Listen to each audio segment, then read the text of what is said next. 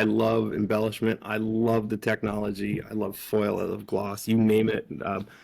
But my message, none of that replaces the creative aspect of paper.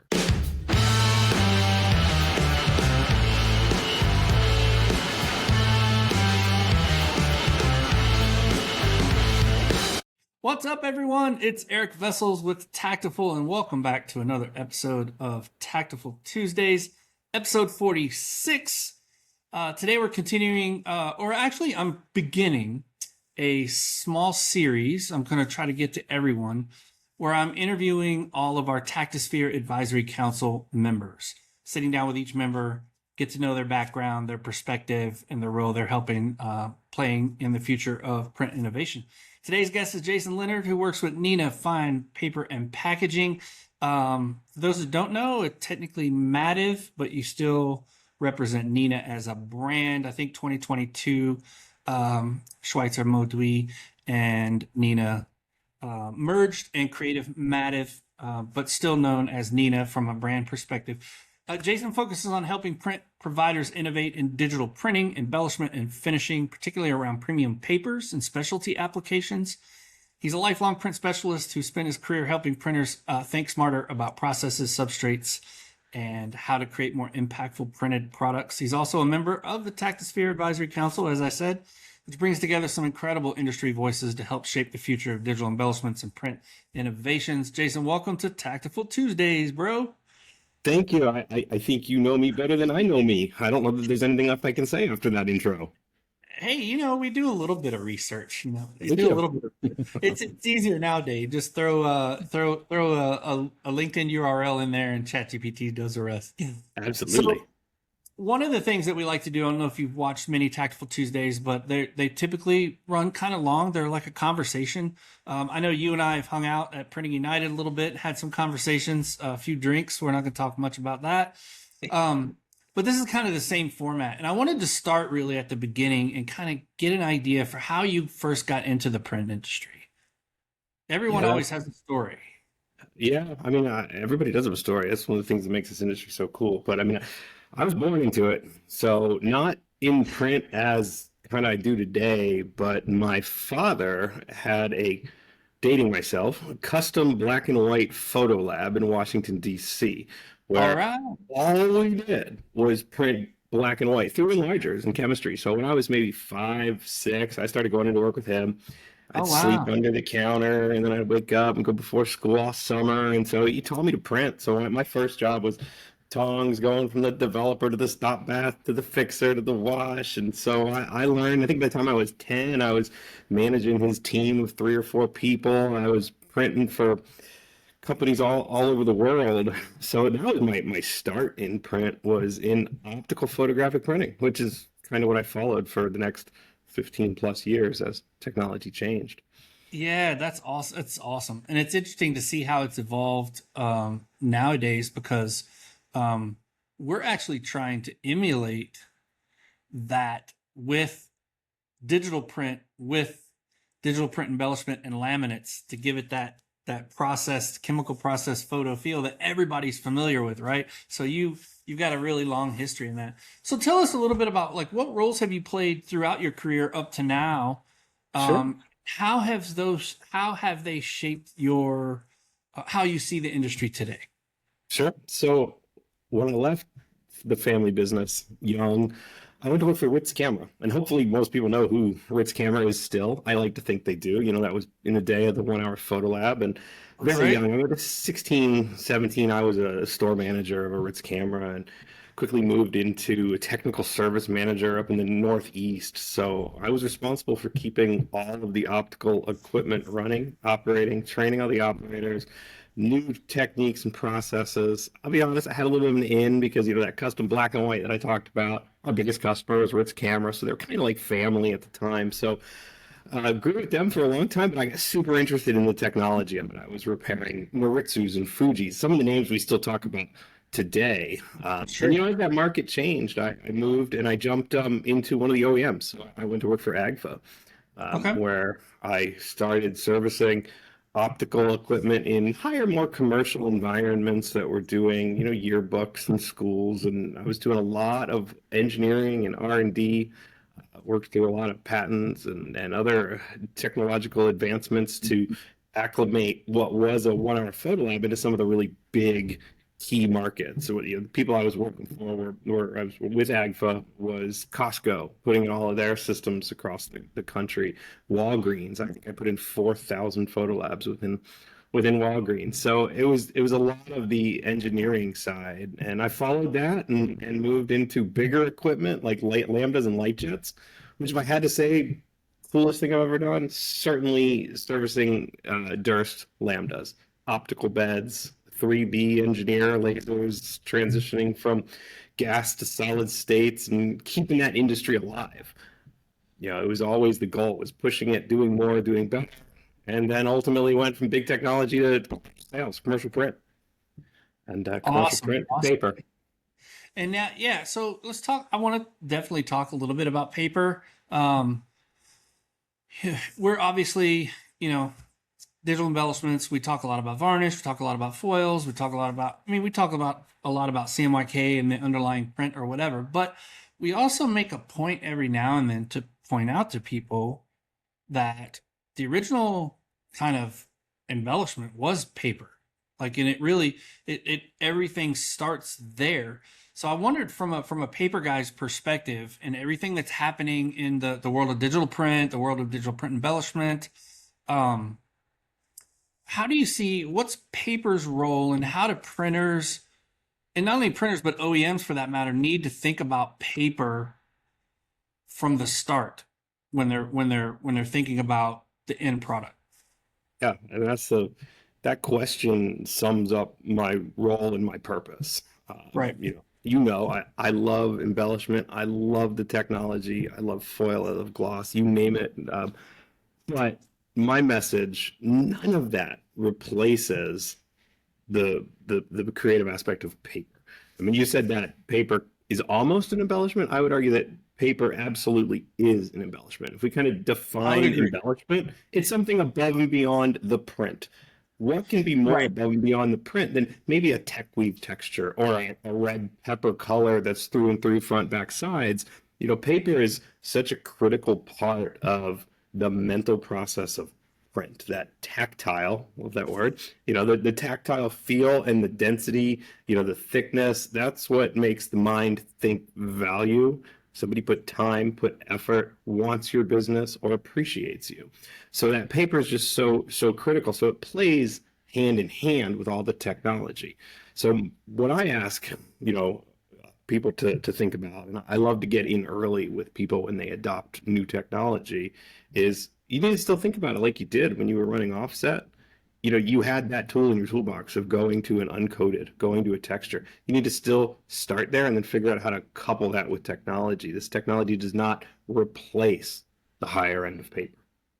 Yeah, absolutely. And I think you make a really good point. And one of the reasons that I kind of, I'm not forceful in like, this is an embellishment, that is an embellishment, because there's just a lot of argument as to what is and what isn't right now. So I'm always just kind of like, it really is. But I mean, what's not in argument whatsoever is it's the OG tactile feel, right? It's the OG tactile, the tactile perspective of print, even if it's just flat CMYK, is paper, right? So that's that tactile feel. And as you know very well, and you guys have shared a lot of data on this, like it causes emotions. It affects us deeply psychologically. And we teach this at Taktiful. Like, that's what you want. You want people to touch the print, because by the time they touch it, they're bought in. There's like a psychological ownership of it. But yeah, it's interesting. And we listen to printers all the time, and you always hear like, oh, well, if you're trying to do this, you might use this kind of paper or that kind of paper, right? So it's still a variable. So having knowledgeable people in the paper space to be able to talk to those designers and those production folks who might be knowledgeable in the in the print space or in the embellishment space kind of makes it all come together. But yeah, I love that perspective and love learning more about why this works with that, why that doesn't work with that, what you should always use. We talk about paper quite a bit in our boot camps when we're training printers on digital But yeah. embellishment. Oh, you Definitely. guys are, yeah, you're our best friend in educating in the value of papers coupled with new technology. And that's, I Absolutely. think, that's what's so fun. Like a while ago, I ran an art gallery for one of the commercial printers that I worked for, and we did really what we call innovative art, UV direct printing to metals and things. But, kind of our mantra was that, the legacy of yesterday coupled with the innovation of tomorrow. And when we think about what we can do now on whatever digital embellishment or whatever process you're doing, but you couple that with that historic legacy elegance, you put those two together, it's an absolute match made in heaven. It's like a epic black paper with a black foil. I mean, you put these two Uh, almost conflicting yeah. items together and you make magic. Yeah. It looks so good. So, and you, and doing like, white varnish or clear varnish on white. It's like some, you don't think of it, but like, man, when you catch that subtleness, it just captivates you as soon as it black on black and white on white works kind of the same way. But I mean, I think you said, you said it all when you said how to capture what is timeless and classic and couple it with the high tech, what our capabilities are now. Because there are some things that are just timeless. They're Right. classic. Whether it's the design, whether it's the look, whether it's the feel, some things are just classic. So I want to talk a little bit about this Taktisphere crazy thing. You're part of the Taktisphere Advisory Council. We just launched. Great growth, getting a lot of people in there. There's a lot of, we're just starting. I think people are starting to figure it out and figure out that they can go in. We just launched a way for members to connect to one another, which is kind of fun and interesting. I wondered, like, what excited you about being involved as an advisory council member and just a member of what we're building? Sure. I mean, it goes back, I think, a little ways before I knew even fully what you guys were doing. I mean, years ago, I guess it's probably more when we were starting, and your name was everywhere, and your logo Yeah. was seen everywhere, and everybody was just popping up. And I go to all the shows, and I'm saying, so you really start to, what are these guys doing? And there's this mystique that at the time it really intrigued me because I love a mystique of anything. You figure it out, and then I started to meet all you guys. And then, like last year, Printing United, you were kind And enough he's to like, invite oh, me. they're just a bunch of knuckleheads. Well, that was what I was excited about. I mean, honestly, the fact that we're in a great industry. No one will deny that, but we're in an industry that it can be boring. I'll Sure. say it out loud. I mean, historically, it can be a little bit boring, a little bit, not quite as eccentric in some ways, as fun. And I think you guys brought that.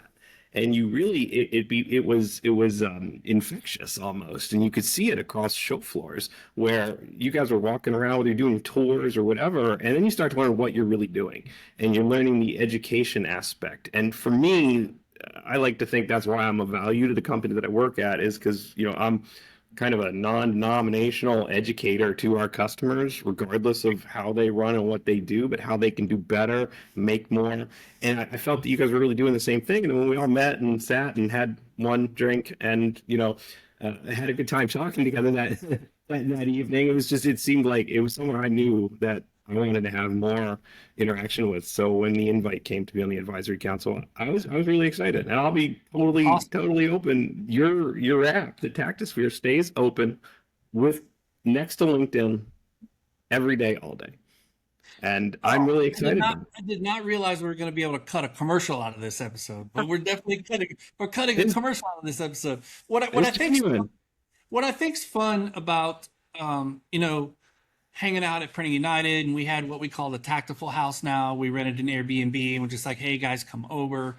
And it's laid back. Like if you can make it, you can make it. If you can't, you can't. We understand everybody's got to do customer dinners and it's in business, but for people that just want to come and get away and kind of chill out, and we did that. And I think around that table there are three total Taktisphere Advisory Council members came out of that Yeah. one table that we were sitting around. If you count them up, I'm thinking in my head, we won't like name names or anything, but eventually we'll interview them all. Yeah. Yeah, I appreciate everything you said, Jason. And the one thing I think that drew me to Tactful and what Kevin was doing and what Carlo was doing is the brand that they built And what Kevin always tells me is it's awesome that we can have fun with our brand, right? We're not scared to take and do a graffiti version of our logo, right? We're not scared to like just play around and sort of have fun. And that's what we saw on the tour at Printing United when we did the song. We launched that. I mean, we released an album. Like who releases an album? I mean, we legit released an album. We have a publishing company and the whole nine, you know? So, but the question, I guess, about the Taktisphere that I wanted to ask you is, what do you think's the important to the overall industry to have collaborative groups like this, and why is that particularly impactful to the industry at large? Oh yeah. I mean, I think what your biggest value is just breaking down silos.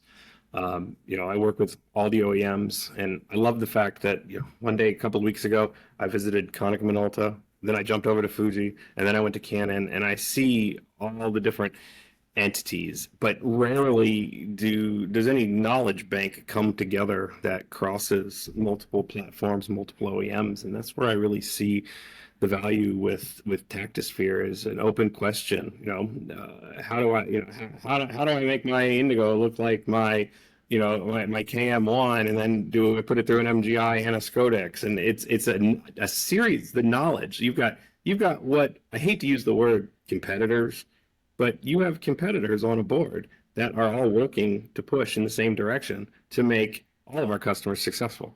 That 100%. it doesn't exist. I've never seen this before anywhere, and I love it. Yeah, it sometimes can be tough to do. I'm a big fan of co-opetition. Just Co-opetition. That's I like someone that. coined it. I can't claim it, but it's a great word because it's cooperating with your competition, right? Yeah. And this is a great segue because I just read Richard Romano put out the latest printing establishments, and it decreased again, right? And from 2010 to now, it's gone down 23%, right? So it's a consolidating industry. There are less and less of the printers out there, and I think it's important for us to like work together to continue to make the industry healthy. Not that like print is dead, but it has its place. And I just wrote a Sure. LinkedIn article about never using that phrase in here. I go ahead and say it. But it's how we put print into the communication mix, right? Sure. And I think it's actually coming back because of the tactile stuff. But my question to you is drill down into, you're visiting lots of places, you're talking to lots of customers. From your perspective, what is the biggest challenge that is facing printers today as we see this consolidation happening? Like what's the biggest challenge, and maybe we can riff on how to overcome that. I mean, I think there's a lot of challenges. The biggest challenge, I think, is the fight for the lowest cost on the RFQs and RFPs for the larger bidding jobs to keep your presses running. I think we have, as an industry, commoditized too far. I think that our salespeople, and this is me, Jason Leonard, this isn't Mativ, this is just Sure. my print experience and everything else. I think that print sales reps are incentivized for too much volume, low value add, that they're not focused on the higher value items where you're implementing creativity to drive smaller volume, higher cost. You can see that in the paper industry. You can see that in embellishment. Sure. And you can see it across the board. And I think when I printed, I love the high end stuff. That's all I wanted to deal with ever. Just how I kind of got into the mess that I'm in now. Where I am now Right. is pushing the really high end creative envelopes. And I don't see a lot of that. I think that's certainly a mistake. I think that going to your what was the word? Not competitor, co-opetition. Co-op, co-op, co-opeters. I don't know if that's Yeah. Okay. co-opetition. Yeah. Co-opetition. Somebody called them frenemies recently. I didn't know if I liked that. Frenemies is also a good But one. Yeah, yeah. I think that whole oligopoly, can't speak today. I do imagery, not words, but that emerging market, I think printers don't take advantage of. I mean, the POD space, the Oh, consolidating softwares out there, the Canvas, the Gelatos, everything else. I mean, you got to embrace that as a printer. You got to think outside of the box of just bringing work into your own establishment. You got to figure out how to partner. You know, Oh, that's a huge one, right? Like, because it's like, yeah, if you don't have a capability, find someone that does, right? And that's where yeah, the co-opetition comes in. The smart absolutely, printers that I know, when they're trying to get into a new technology, they're finding somebody locally that has a machine, and they're like, "Hey, can I send you work?" sure, No printer's going to say no to that, right? Like, right, okay, now you maybe, you cut your ROI, you cut your margin a little bit, but you're gaining business. But I think the secret sauce, and we're both seeing this, is the value of adding those higher ROI elements to print and not selling it based on cost, but selling it to pay based on effectiveness, based on what it absolutely, does, whether that's paper or that. And we preach it all the time. Like if you're selling embellishments at cost plus, you're losing. Like you invested in this equipment and you're. I think we liken it to like taking a Corvette to the grocery store. Like, what are you doing? Get it on the racetrack. Like right, there's value here, and what we found is that once you show a customer what that tactile experience does, what that embellishment experience does on really good paper, right? Because paper, the weight is a psychological impact. When somebody hands me a flimsy business card, unless I know them, I'm just kind of like, ugh. yeah. Like it's like a limp handshake, right? It's like Oh yeah, don't that's a good way to put it. don't do that. Yeah, So we talked about the armpit the armpit test, and I have this wonderful colleague Michelle who, she speaks to this far better than I do. But the armpit test, you go to your mailbox, and you grab your mail, and you flip back as you walk up your driveway, and you've got one hand that's holding what's going to go in your recycle bin before you even get in the house, and then what have you've you put got under the your arm? armpit test where you're putting the Desert Storm, you're putting the color paper, the heavyweight paper, the DTCs, and you're holding it. You may Yes. not even look who it's from, but you're going to hold it because it has the value. Absolutely. And we, you know what? I've never called it the armpit test. I might steal that. Be my I'll, guest. I'll try to remember to give you credit for it, because when we talk about direct mail in a lot of our presentations, we're just like, what's going to make that pop out of the pile and not go in the bin, not Yeah, go in the recycling bin, right? It's going to go underneath your armpit. It's going to sit under your desk for a while. And the absolutely.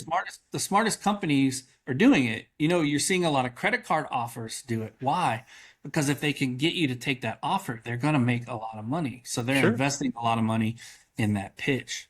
sure. So If I can throw one other thing, I didn't mean to interrupt, but I just want please, to no, go give for it. This is you, man. This is you. the other part of the armpit test is I think we go in the other direction too. And I've been seeing a lot of, again, I'm going to give credit to Michelle because she comes up with these great terms, casino-esque, which I think is almost as dangerous as a flimsy uncoated or flimsy coated commodity print, where somebody, just because you can doesn't mean you should. So when we talk about paper, we'll set that aside for a second, but you've got your new MGI, your new Scodex, and you throw 8 foils and 2 spots and a holographic film, and it's awesome because you can do it and you threw everything at it, but it's casino-esque. And mentally, the casino-esque actually, I think, is in some cases as negative or more negative than almost doing nothing. So what we like to talk about is to utilize the embellishments with the paper. You give it that tangible feel, and then you keep your embellishments to a little bit of a minimum. And it's always a balance and a struggle to figure out what's going to get under that armpit. A hundred But it's percent. first feel and it's second visual. But if you hit that visual with 5 foils, it's overwhelming. Boom, over stim. It's too Yeah, much, and it's going to go in the recycle bin as well. So it's I it's a love it. balance in the middle. Casino-esque. And Matt Redbear, our resident designer and guru, always says less is more when he's teaching design. He's like, less is Yes. more, be subtle, right? And one of the things that I've said in some of our boot camp classes is like, you're trying to get something to pop out, right? It's almost like when you're reading a book and you're highlighting it, right? Because you want that to pop out and you want to remember that phrase or whatever. Well, if you highlight that whole page, guess what? It's no longer highlighted. Right. It's nothing's Good popping point. because That you've done the whole thing, right? You went casino-esque. You I went love you went that. That's a awkward. great analogy. Yeah, it Yeah. gets people thinking of like, oh yeah. So it's as if you didn't, if you over embellish something, it's as if you never did, because Right. people are just, "Ugh." But Yeah. I love casino-esque because it is like that Vegas Mhm. um, overstimulus feeling that you get when you're there. You're like, whoa, it's too much stuff going on. All right, Absolutely. Jason, this is the fun part. This is where we always do this as well. It's a Tactful Uh-oh. Tuesday, my tradition. We're going to ask some fun kind of stuff. I want to know something about you that people in the industry might not know. Oh dear God. I guess the closest thing to a formal education I had was culinary school. Okay. There's All one. right. Yep. I I don't would, think too I many would, people I know wouldn't that. have, I would have never guessed that at all. Patisserie specifically. Um, what is something that you enjoy doing when you're not working? Like, what's a big hobby you got? So I picked up playing the guitar five Let's or 6 years go. ago, but it's a little bit of a two-part because my Okay. kids are both very talented musicians. My eldest son, musician, graduated from Rollins College as a musician. My younger son picked it up, started playing the guitar during COVID. I'm like, I'll try. So they both kind of taught me. So it's something that we kind of all developed together. So actually next to me is my little guitar collection here. So do that for That fun. is that is awesome. So I've been in my brother and I. My brother is a self-taught by ear guitar player, and he's absolutely amazing. And I walked into his room back when we were late teens, early 20s, and listened to him play. And I'm like, dude, you got to be in a band. So he talked me into starting a band with him. So Nice. I was the vocalist of a heavy metal band, and still am, because me, my brother, and my cousin still have a group that we write and play. But he tried to teach me Me. guitar for freaking 10 years and just gave up because all he wanted me to do was play the rhythm parts while he was Right. playing the lead part. Never, it was never happening for me. There's something in my brain. I don't practice enough, and I don't want to play guitar bad enough to get over the hump. You know what I mean? Right. So That's that's the thing. I'm terrible, and I know that. But you know what? It's fun. And as we get older, fingers stop working, brain stops working. And I'm like, this has got to be like, it's got to work. I mean, I don't want to crochet or something. So I got to do something somewhat absolutely. cool that, Listen, engage myself. if you could pluck out little tunes in your old age and sit down on a chair on the porch or something, that's going to be the best thing. I will actually. I'm thinking now. I'm going to hang my guitar up, so I'll try to get back on Fender.com and learn how to play. And wherever Jason, you play next, you have got to holler because I want to see you play. we Hear don't you play too much hear you live. sing. I'll send you the last album that we put out, and we're working on some new stuff. We don't play much live. My cousin is our bass player, and he's building a whole studio Nice. onto his house in Nashville. So I get down there quite a bit and work with him on recording Nice. some stuff. He is a classically trained guitarist, University of Louisville graduate from their music school, and he knows all the things. It's insane. But I love music. Well, so what's your favorite kind of music? Oh, I'm pretty varied. Same. I mean, I'm right now. I'm kind of on a like Slipknot kick, but it really just depends. I mean, So historically, give a little me. I heavier. know we Okay. have the shared interest in Tool. Huge Tool fan. Huge. So we Anything have that's the yeah. '90s grunge. I love Audio Slave. Anything Chris Cornell. Give me some Pearl Jam. But overall, I think long term, most constant favorite band is going to be Pink Floyd. It's hard to beat some Floyd. It's hard. I'm the same as you. The only genre I typically stay away from is country. Yeah. I like a lot of the classic country because of my father. Just the old, I can listen. I can get down with some old George Jones, and Sure. I mean, everybody. You gotta love Cash. I mean, that's Oh yeah. classic stuff. What's the But I've been into foundation? jazz. I've been into jazz lately. I've been buying a lot of jazz vinyl. Nice. Um, Lucky enough to have an original kind of blue that was my stepfather's that he bought in Germany the year it came out, Wow. which Wow. is like it's my most prized possession sitting over there on top of my record player. Love it. Jason, my friend, it's been such a joy talking to you. Thank you, first of all, for being on the advisory council of Taktisphere and taking that forward. But also thank you for everything that you do in the industry. And also Neenah, you guys are so active in the education piece, whether it's at trade shows or at open houses or all the different things that you do. And thanks for being on Tactical Tuesdays, bro. Yeah, I mean, thank you. And same thing. Thank you for all that you're doing. You're bringing more life to an industry. And one thing, just real quick, I know we're out of time, but I mean, I got even more excited We by have all some the you time guys in the are world, doing.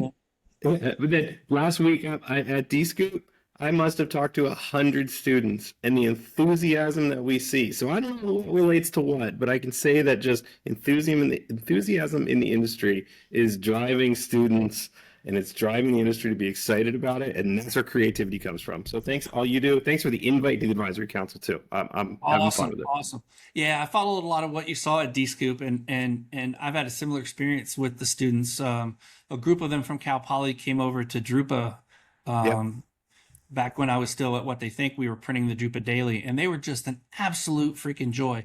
But I think one of the things is like the younger generation, I think they're swinging back to classic technology, like older technology thing. Like they're kind of not rebelling against digital, but they're very curious. I'm even hearing that CDs and cassettes are coming back. It's insane.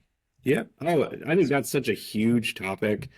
You know, I have two kids. I have a 26-year-old and a 22-year-old, and the 22-year-old's all back to paper. I mean, my wife is doing that. What is it called? Junk journaling with paper, where she's cutting out. I mean, it's paper has come full. I don't know if it's a TikTok social media demand, but paper is actually really exciting again. And the younger generation love to touch and feel, and that went away. So that's what we saw from students. There's Cal Poly actually and ASU that we were meeting with at the show, and they're all about it. They're like, oh, we can't do anything without uncoded and color, and just they love it. It's fantastic. It's great to see. Full circle. Yeah, they're amazing. They're amazing. And Colleen there does such a good job with those kids. And anytime that we can help them out, and we'd love to do it. But yeah, so let's keep making print exciting and keep educating and onward, my brother. Absolutely. Thanks so much. It's been a pleasure. See ya. All right. Take care.